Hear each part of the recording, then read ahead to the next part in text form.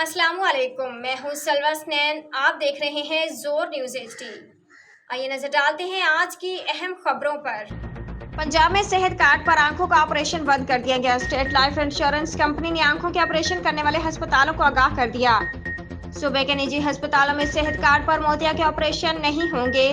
पंजाब में सेहत कार्ड पर आंखों के ऑपरेशन बंद कर दिए गए, जबकि हर्निया, अपेंडिक्स, पित्ते की पथरी के ऑपरेशन के मरीजों को भी महदूद अदायगी करनी होगी। स्टेट लाइफ इंश्योरेंस कंपनी ने पंजाब भर में आंखों के ऑपरेशन करने वाले अस्पतालों को ऑपरेशन बंद होने से मुतालिक आगाह कर दिया। मरासले में कहा गया है कि सूबे के निजी अस्पतालों में सेहत कार्ड पर मोतिया के ऑपरेशन नहीं होंगे। मरासले में कहा गया कि हेर्निया, अपेंडिक्स, पित्ते की पथरी के ऑपरेशन के मरीजों और प्रोस्टेट बच्चेदानी के ऑपरेशन पर भी मरीजों को 30% अदायगी करना होगी।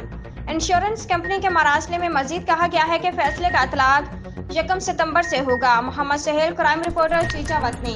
आज के लिए इतना ही। मजीद खबरों और अपडेट्स के लिए देखते रहें जोर न्यूज़ HD।